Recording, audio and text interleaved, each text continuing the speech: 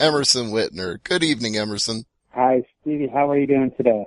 I'm doing really good, and I'm excited about this Takeover show, which is the second big special for NXT on the WWE network. So, I'm not as excited as I was for the first one, but I think the main event's obviously going to be a lot better, at least from a match.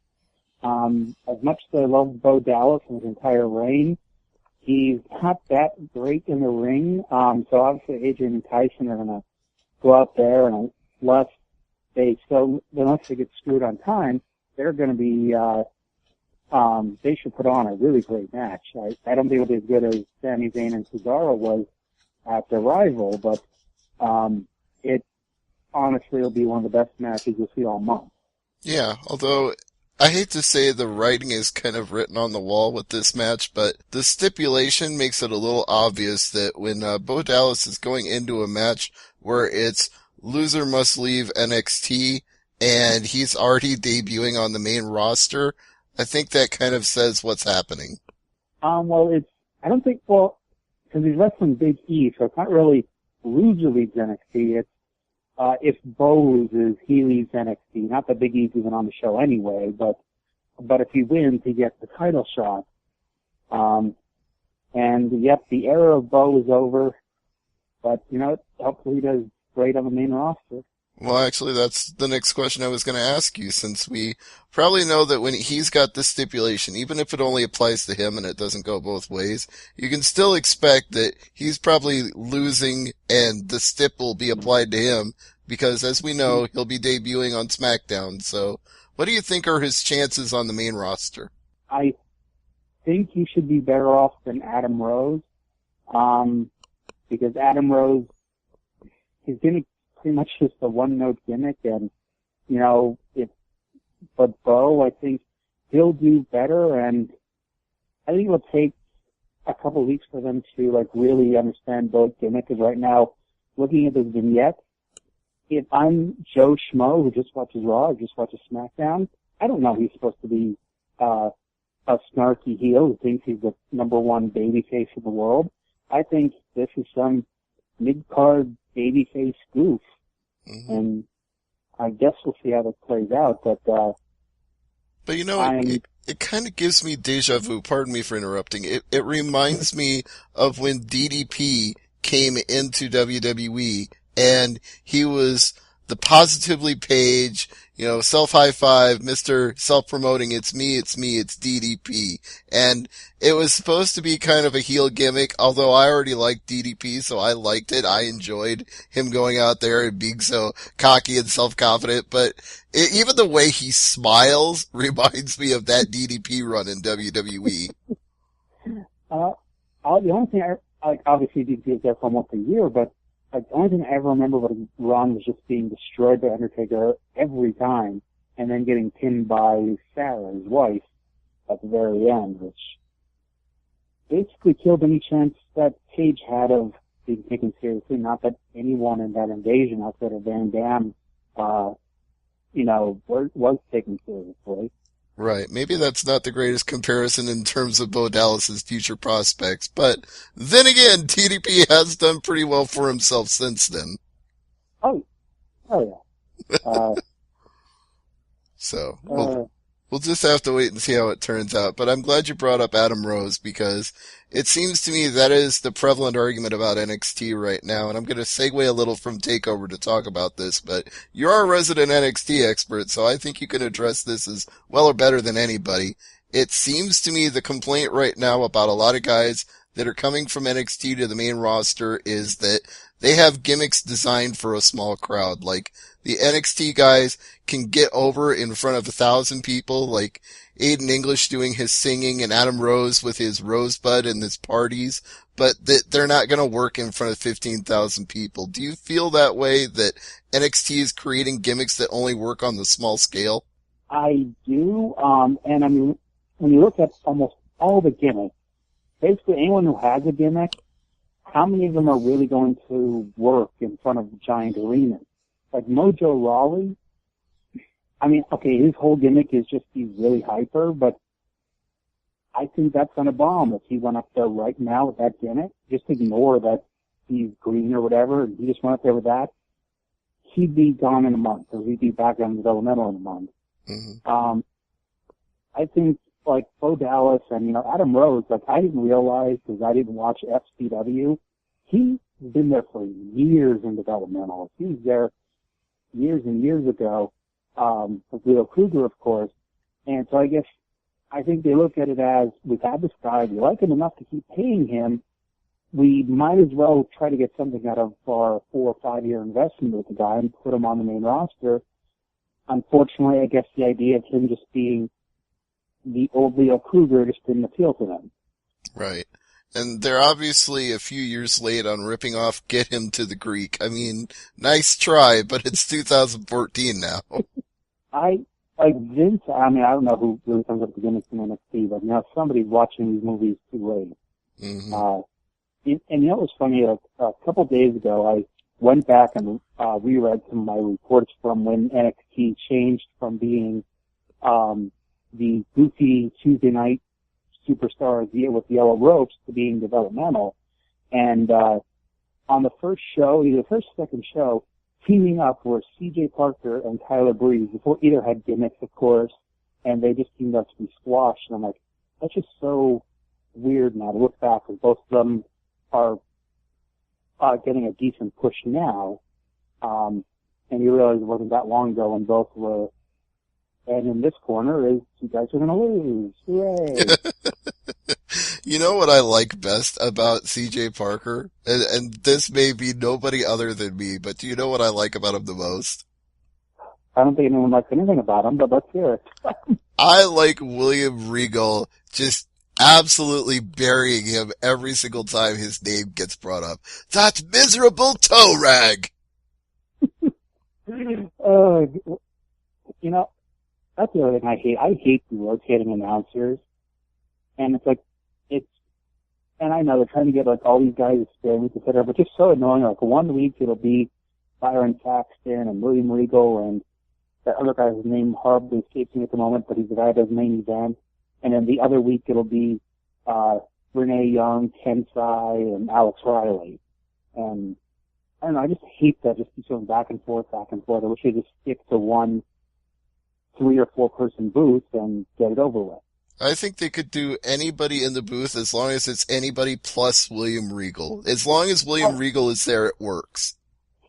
Or even better, there's 7 announcers, put all 7 on all the time.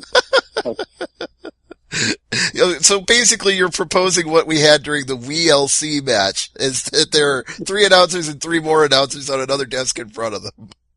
Yeah.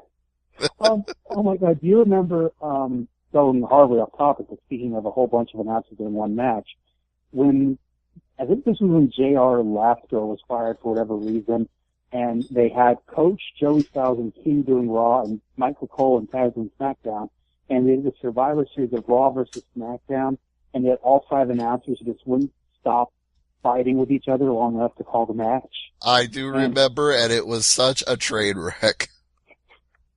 I just thought about that while watching the network. I'm like, I need to go back and watch that. Yeah. I also recently discovered the episodes on the network, and I had tried to forget it, but the period of time when they had a basically a loser leaves the announce booth match, and then for like a month after that, it was the Coach and, No. Yeah, and oh my God, I like both of those guys individually, but them as the lead announce team was such a terrible idea. I don't know what it is about the Coach, but Vince loved that guy, and they tried so many times to put him as the number 1 announcer, and so many times it failed horribly. See, the thing is with Coach is he's got a personality, and when he's allowed to just be himself, like when he's doing talk sports radio, it comes across. But when he's given scripted lines to say, he can't pull it off. Like, the only time I thought he was a fine announcer was, there was like a year maybe where it was him, JR, and King all at the same time. So JR was still leading, and Coach was still being Coach, but at least it wasn't Coach for 3 hours with being himself. Right, yeah, he was kind of just like the extra voice. He wasn't thrust into the spotlight. Mm-hmm. And, Remember and when it was him and Michael Cole? yeah, Oh, that wasn't any good either. No. you couldn't pick two worse people. Once maybe you put Adam in there too. Yeah, that would be the ultimate bad idea. But not a bad idea. They've got Sami Zayn and Tyler Breeze. Since we were just talking about when Tyler Breeze was a nobody, now he's a somebody because he won't just be taking selfies in this match. He's actually fighting for a number one contender's title shot. It was sort of funny because they started about a month or two ago that they said all of a sudden out of the blue, oh, Tyler Breeze doesn't mind being punched in the face anymore. Which, okay, fine. A, he never did an interview saying this much. And B, for like the first 3 or 4 matches, nobody ever punched him in the face. So how are we supposed to know he doesn't mind being punched in the face? Maybe we're just supposed to believe he's so good he never gets punched in the face because he can avoid everything. There you go. But I do like that they're trying to push the idea that Tyler Breeze is more than a one-note gimmick because, damn it, they need somebody to have a little bit more depth to them, and he's a good guy to start with. There you go. And, while I won't be listening to it on YouTube anytime soon, the theme music is just so annoyingly catchy. I don't know, I just really like the theme music and not enough to ever want to listen to it when not watching NXT, but enough that it's like, yes, I get to hear his theme now for 30 seconds or so. So basically you're saying you wouldn't go buy it on iTunes, but as part of the NXT show on Thursday nights, you're okay with it. Exactly. It's like with Emma's theme, although Emma, I would probably buy that theme tomorrow. I'm probably not on iTunes. I don't think WWE's ever going to do another CD, or maybe they will. And if they do, I'll buy it just for Emma's theme. But, I love that thing, and I can't hear it and not dance. I don't know if I actually danced when she did it, when she debuted on Raw in Omaha, but I was certainly smiling and appreciative of the music when I heard it. I was like, oh my god, I actually get to see Emma tonight. At the Raw after WrestleMania, I could be wrong, or I could be making stuff up, but I think her and Santino came out for a match, and they came out to Santino's music, and I was so pissed. I would be too. It's like that ruins the whole gimmick. God bless Santino, but if Emma's there, I want the music, I want the bubbles, I want her doing the hand jive. That's the whole package. I mean, again, we talked about whether NXT gimmicks work on the big stage, and with Emma, it's debatable, but God bless her, I love her so much, I want her to do it whether it works or not. Oh yeah, and in retrospect, the people sitting around me in New Orleans probably were happier it never happened, because if that song played, oh god, I would have been standing up doing that. and they were already looking at me weird, because that was when they did the first Bo Dallas fight video, and when Bo's voice started voicing over, I just said, it's Bo! And everyone just looking like, what the is wrong with this guy? My wife has the same reactions when I get excited when they play a Bo Dallas vignette. She's like, wait a minute, is that Husky Harris's brother? And first of all, I pop that she still remembers that he's Husky Harris. And then secondly, I'm like, yes, they're brothers, but they're totally different. Oh my god. Speaking of Bo Dallas, there was a picture online a while ago of Bo Dallas, Bray Wyatt, and their sister. And if Bo Dallas wasn't in the picture, you would have thought it was Bo Dallas in drag. I swear to God. That's what I said to her too. I'm like, if you look at them and you just look at their cheekbones and their eyes, you can tell they're related. Even though Bray's got the big bushy beard now and he's doing the creepy cult leader gimmick, if you just look at the cheekbones and the eyes, you can tell they're all related. Oh yeah. In fact, I thought it was absolutely hilarious when Bradshaw started tearing into Bo Dallas and he said, easy there, Michael Wall Street. I just died laughing. And I remember the line, I sort of chuckled at it, and then it hit me much later. You were probably the only person that picked up on it right away. Yeah. I mean, even if that joke is written for like 1 out of 1 million people watching, I was happy I was that one. Yep. And the one thing I wanted to mention, and I don't know if nobody ever just noticed this or just nobody else was impressed by it. But last week or a couple weeks ago, when Kalisto debuted, him and Ricardo, the finish saw Kalisto do a back handspring into the ropes and off and hit a kick to the head for the win, but his hands never touched the ground. Like, he literally did a front flip into the ropes, strung back, landed on his feet, and then hit the kick. And I said this was like the most amazing thing ever, and nobody has ever mentioned it except for me. I don't know if I just was the only one who noticed, or I was the only person who thought it was that impressive, but yeah. Well, it is impressive, so you're not wrong to notice it, but given that Kalisto used to be Samurai del Sol, it's also not surprising to me when he pulls off acrobatic moves. Oh, yeah. Like, I'd put him on the main roster tomorrow, except that he's apparently 5 feet tall, so that... Put a Rey Mysterio mask on him. For the love of Christ, Rey's only 5'2". And he could probably do more than Ray can at this point, so yeah, it's not the worst idea ever. But as long as we're on that subject, we are talking about the tag team of El Loco and Kalisto, and they're going against the Ascension for the NXT tag team titles.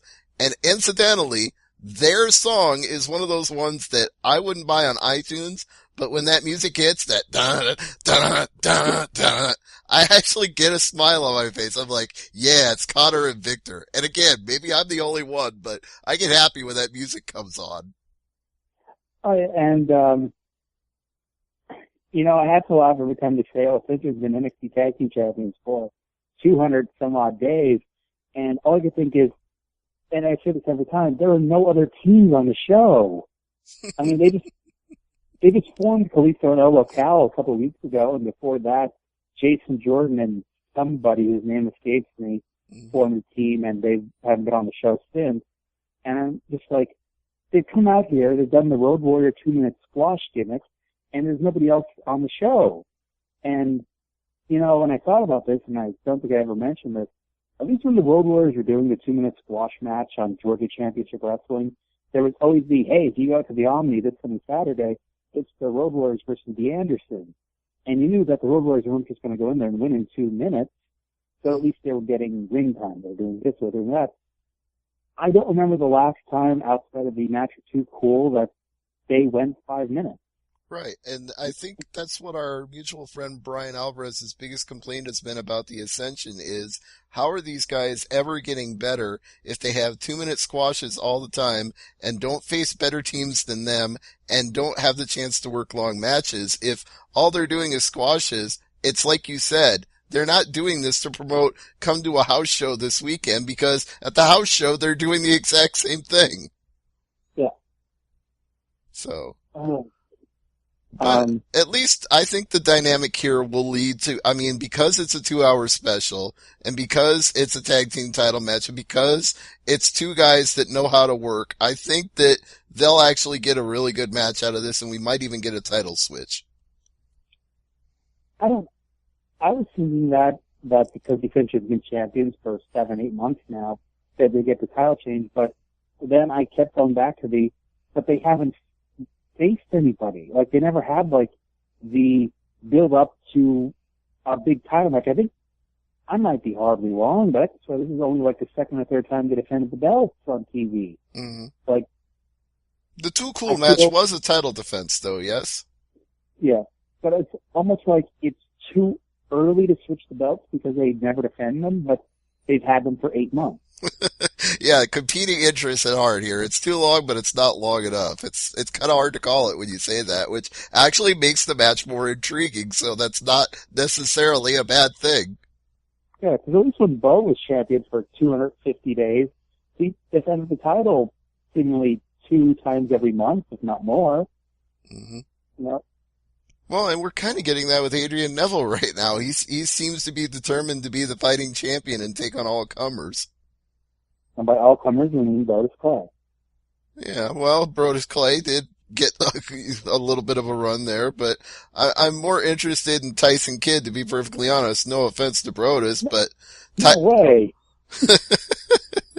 Yeah, I really do like Brodus. I'm probably one of those people that is mad that he's not on the main roster ever since he broke up with Tensai and Tons of Funk went their separate ways. But it just seems to me that match-wise, Tyson Kidd is a better opponent for Adrian Neville.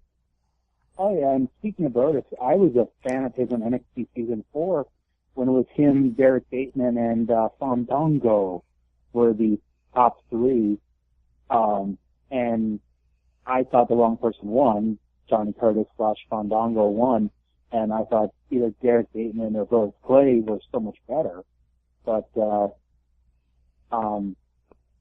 yeah, I mean, I was really a fan of Otis, and then he did the bodyguard gimmick for Alberto Rio for a month, and then he went back into nothing for the longest time until they did the dancing gimmick. You know, I was thinking about this the other day.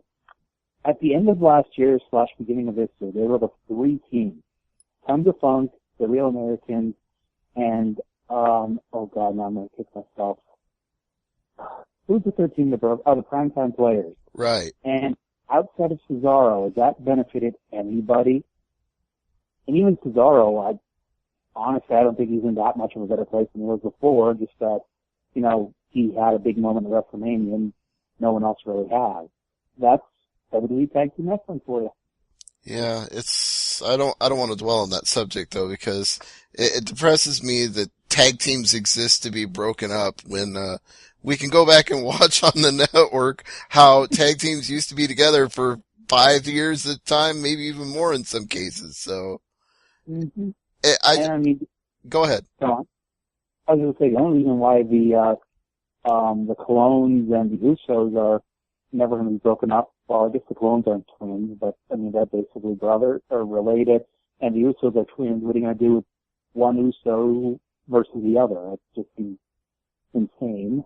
Yeah, there's no good reason to break up the Usos, but there was never a good reason to break up Bubba Ray and Devon, and yet they tried many times. I was going to say they tried more than once. Yeah. The only time it's actually worked is in the last couple of years when Bubba Ray turned into Bully Ray and started doing the, look at my calves, look at how amazing they am, I'm a Tweeta machine. It's like, oh my God, they finally found something for Bubba Ray, Brother Ray, Bully Ray, whatever you want to call him. He got over as a solo act, but it took him that long. And the funny thing is, like, even in 2002, when they broke him up and Devon became Reverend Devon, Bubba was doing all right on his own while he wasn't knocking him dead as he eventually would. Like, if they would have kept him as a single, he would have been fine, but Devon was floundering, and, you know, pretty much what happened in TNA was Bubba took off and Devon did nothing until they put them back together, sort of. Saying this really off the topic. That's okay. We can do a little segue. Yeah. But yeah, I actually met when I met Team 3D at WrestleCon this year. Devon, you could just tell nobody wanted individual pictures with Devon. Like, if there were individual pictures, you got one with Bubba, and that was it. So Devon was basically sitting there and minding his own business, because for the most part, Bubba was the guy people went to. They only went to Devon to get the team photos. And I felt so bad for him too, and he was sitting there doing nothing. So you went up to him and said, "Hey, Devon, can I get a picture with you?" Well, I was one of the people who did the team photo. Well, at least you did both of them together. That's better than just leaving him there sitting by himself. Oh, yeah. And, like, I imagine if I would have gotten just the one with Bubba, Devon was just sitting there doing whatever, twirling his thumbs, staring off in the distance, whatever. But yeah. Well, we'll get off that segue though, because I don't want to think about Devon eventually turning into Virgil. I don't want that to happen to him, so. Oh. I don't think it'll ever be that bad. I kind of picture Devon just going to wrestling conventions just to be there. Yeah, I don't want him to be in the booth where he's begging people to come over and take a picture with him for $5. I don't want that, so. I felt, that's how I got my picture with Virgil, because I felt so bad for him standing there and no one was coming up to him at all. Because I was in line to see Bret Hart, and the line, of course, to see Bret was very, very long. And Virgil's just standing there like almost begging people to come over to him. And finally, I'm like, I can't just let him continue to stand there. So I went over and took a picture with him. And I just later, I just took a picture with the $1 million title, and Virgil photobombed it. But I honestly think that's the best thing ever is Virgil photobombing of a picture. That, to me, you can say what you want about Virgil, that to me is greatness. But we can get back to TakeOver now. We've segue over. I'm moving on. I'm taking it to the back, as Mike today used to say. So we're going back to Adrian Neville and Tyson Kidd. As I started to say, Kidd was better size-wise as an opponent for Adrian Neville. Not saying Adrian Neville is small, but I remember seeing him at a Dragon Gate USA match when he was still the man that gravity forgot and thinking, wow, this guy is amazing, and oh my God, is this guy ever going to make it if he gets to WWE? Well, he is in NXT, and I still have my fingers crossed, but I also remember what they did to Loki when he was Caval on NXT, so it could go either way at this point. But right now, he's having a really good run as the champion, and Tyson Kidd has pretty much reinvented himself on NXT. Well, one last thing for the Tyson Kidd. Caval, he's sort of his own worst enemy because he had the same thing to Daniel Bryan. Daniel Bryan lost to everybody on NXT. The only thing that Caval got instead of Bryan was Caval ended up with Claypool as his pros instead of a Miz, which was a joke in itself. But Daniel Bryan lost to Khali and lost to Batista and lost to all these people in mostly squash matches. But he came out of it and became a giant star. But Caval, his reputation precedes him as someone who he's his own worst enemy at times. Tyson Kidd, I'm so happy he's finally getting a push. I've been a big fan of his for years, especially during the Yoshikatsu feud. And I laugh remembering that they feuded because Tyson Kidd ripped off Yoshikatsu's action figure's leg. And the feud culminated, and I swear I'm not making this match up. I don't know if it's on YouTube. I mean, I'm sure it has to be somewhere.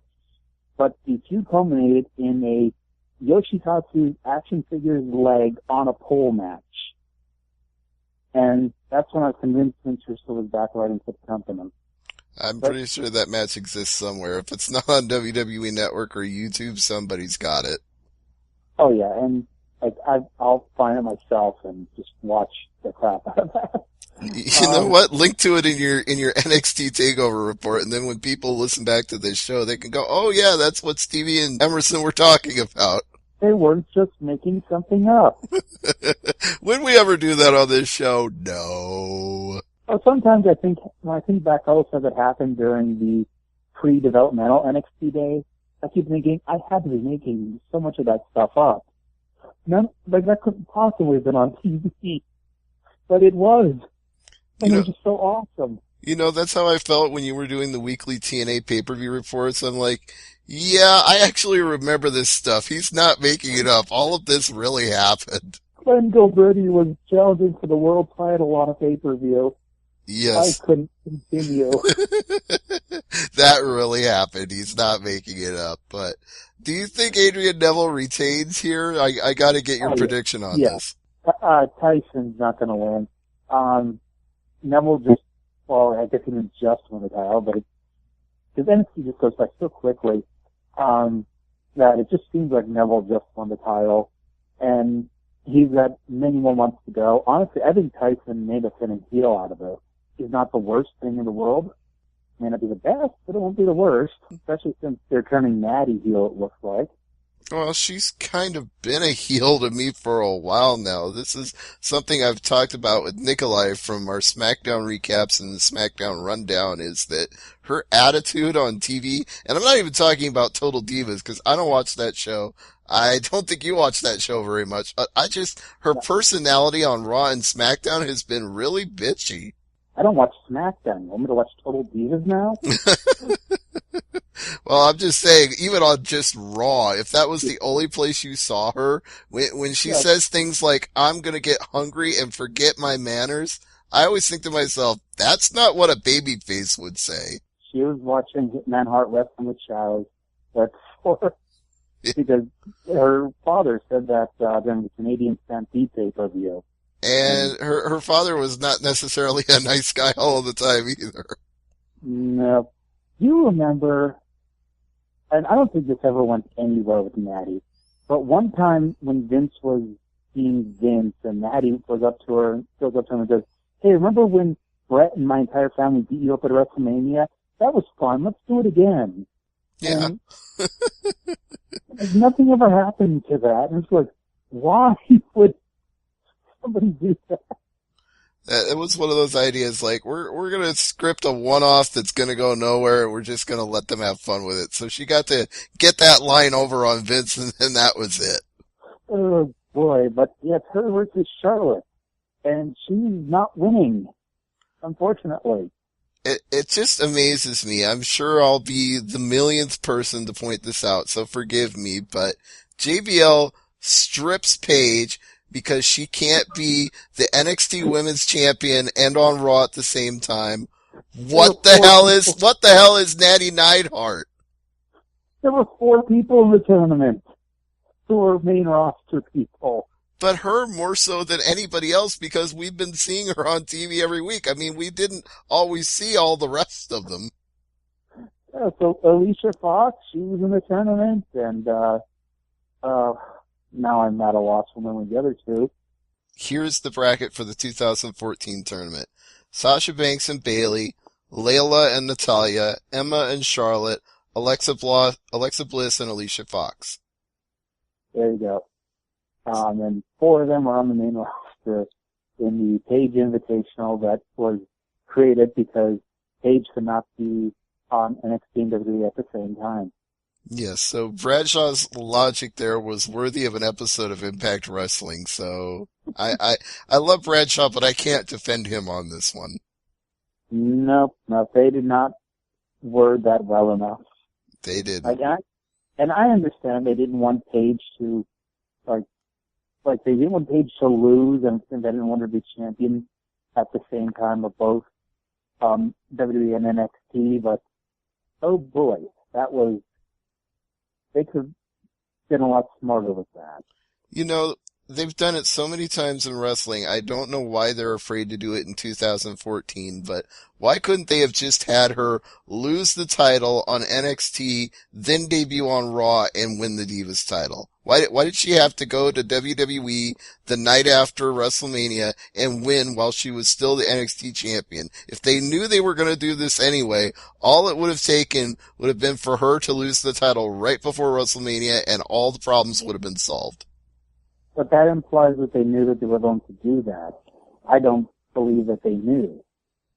I'm sure it was just one of those things that weekend, that they're like, well, we want AJ to lose the title because I guess she was going on hiatus for a little bit. However, at the same time, we don't want any of these people in the 14-person cluster to win the match. Hey, Paige is a person. Let's put the title on her. And because NXT takes 4 weeks in advance, it was too late to do anything about it. Yeah, that's probably what happened. I'm not denying that you're right, and they just decided to go with her on the spur of the moment because they thought this is what we have to do to get AJ off TV so she can go and get married to CM Punk. I understand that's why, but gosh darn it, I expect more from WWE than that. We all expect more. But at least with Natalya in there, even though it makes no sense and it's completely illogical, it's going to be a damn good match between her and Charlotte because even if you don't think that Charlotte's green, she's not as experienced as Natalya. We can both agree there. And with Natalya in the match, it's going to be a damn good match. Oh yeah. And the love of my life will be at ringside, Sasha, who, once I'm forgetting a match, she still has to lose to Natty on NXT, before the takeover. And, you know, poor Sasha. I think Sasha's going to turn face because a few weeks ago, you know, they did that thing that Charlotte basically told her that she's losing all the time and basically called her out on that. So I imagine Charlotte wins and Sasha eventually turns babyface and they feud over the belts, which, hey, I'm happy with that. I have no problem with Charlotte wrestling Sasha Banks. I will not be paying money per se, but my $10 a month will be well spent if that's the direction it's going. Oh, I and I know Brian Alvarez was really mad at me when I said it on Twitter, but I love Sasha and her red lipstick. I do. I'm sorry. When I think of her, I think now of that red lipstick. Like if I saw her walking down the street, I'd fully expect her to have that bright red lipstick. Yeah, I have no problem with it, but I admit to my bias because I remember her as Mercedes KV, so I was a fan of hers coming into NXT, and now with the Mean Girls thing that she's been doing and the lipstick and hanging out with Ric Flair's daughter, it's just like, my God, she has gotten, I don't mean to say I never expected it to happen because anybody on the independent scene can always end up in developmental at any time, but I honestly didn't think that in such a short amount of time that she'd be where she is right now. Mm-hmm. She, and yeah, I mean, she really evolved because, I mean, she was really doing nothing as a babyface at first, and then they formed the Mean Girls with her and Summer Rae, and all of a sudden it's like, wow, she's really awesome, not just really beautiful, and, she's really taken off thanks to it. Yep. And isn't she like Puff Daddy's niece or something? I don't remember if she's related to him, but I can check on that.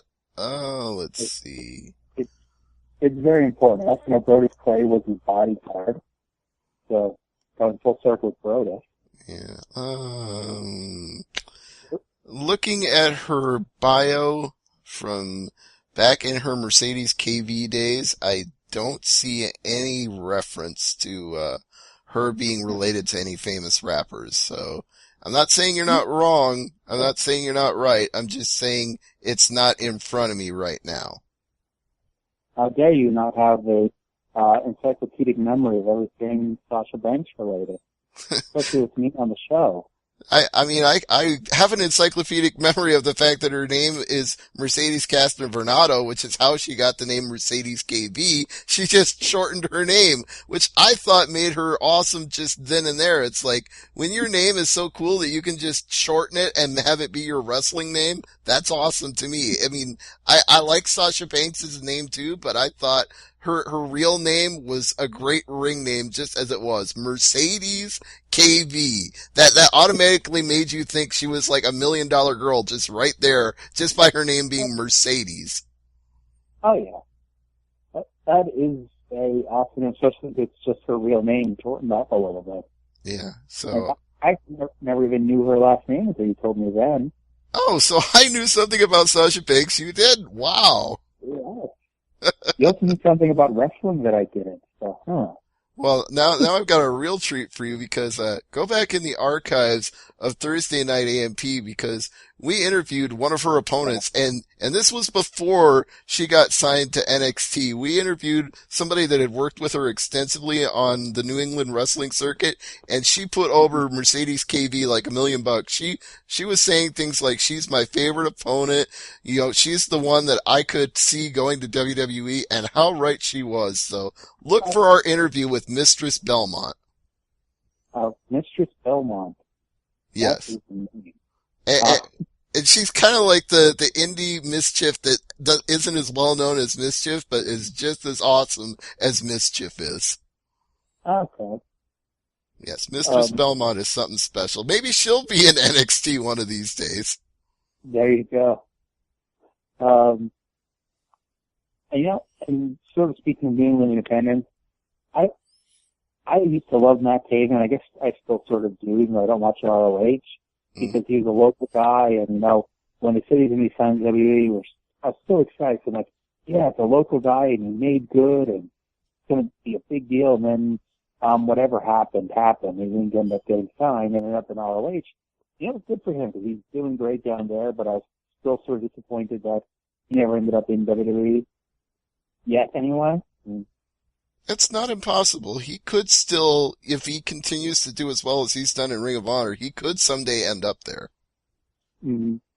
And I felt the same sort of disappointment when Taylor Hendricks was released from TNA because she's a local girl around here too, and I didn't even realize who she was until I went back and looked in old pictures, and there I was with a couple pictures of her on my face. I'm like, hey, I know her. And Yeah, isn't that scary when you look at old pictures you took at indie shows and you're like, my God, I was taking pictures with these guys long before anybody else knew who they were. oh yeah. So, Um, I think we're just about running out of time, Emerson. Are there any matches on the Takeover special that we've neglected to discuss? not unless I'm not thinking of one. We got the title matches. We got the number one contenders match. Again, I imagine it has to be another match, but I can't think of what it would be. Mm-hmm. Yeah, they'll probably have CJ Parker get beaten up by Alexander Rusev or just Rusev now, so they could always bonus that. Oh yeah. Or I'm sure they could throw out Mojo Rawley for a 2-minute squash match or something. Mm. I don't get hype. I stay hype. He is, before we go, he is so big. And I know I say this every time he does a match, but I met him on Bourbon Street, and he was so huge, and he was hunched over. So he's like towering over me, is wider than I am, not in a fat way, but just in a muscular way. And he's so hunched over, making me, good God, if he stood up straight, he must be gigantic, like larger than he looks on TV. But, you know, what he lacks in wrestling skill, he makes up for in just hugeness. That's the thing Vince McMahon loves. Is like, you can be as green as grass, but if you're as big as Great Khali, they'll find a place for you. There you go. All right. Well, that's a heck of a note to end our NXT preview on. So for people who are confused about WWE Network and don't realize where and how to watch this, why don't you give a cheap plug for how they can check out the show and your recap as well? Well, first of all, if you don't own a Roku, buy one. Mine costs $30 off Amazon. It was a refurbished one, so the new ones cost anywhere in the range of $50 to $90. So just buy it, download the WWE Network, subscribe, and there you go. Or just go to WWE.com. The stream works perfectly. I know there were problems at the beginning, but it's really no problems at all at this point, for the most part. As for me, you can read my weekly NXT report right here on AngryMarks.com, or if you really want to, there's F4WOnline.com as well. And also, if you go to Blog Talk Radio and search for Wrestling Outsiders Podcast, you can listen every Wednesday night at 11 p.m. Eastern, 10 p.m. Central, as me and my brother look at past WWE, WCW, ECW, TNA, ROH, and, anything that comes to our mind. Taking advantage of that $9.99 a month with the WWE Network, because a lot of that stuff, obviously not ROH and TNA, but a lot of that classic stuff is on there. Oh yeah, like I know if we ever do TNA or ROH, pretty much my brother has to dip into my vat of DVDs to get it. But hey, that's why I have 5,000 DVDs. And also you can like me on Facebook, Wrestling Outsiders. You can add me as a friend. You can follow me on Twitter at The Really Real EW. And I don't have Instagram. I don't have Google Plus. I don't have Skype. However, I'm not that hard to find. No, you're not. And you've got one of my favorite Twitter handles because every time I see it, I think of Method Man on Bring the Pain. Is it real, son? Is it really real, son? Is it really real, son? Is it really real? And there you go. I am my own celebrity. You are indeed, and we're so glad that you joined us tonight, Emerson. Thank you so much for helping me preview NXT Takeover.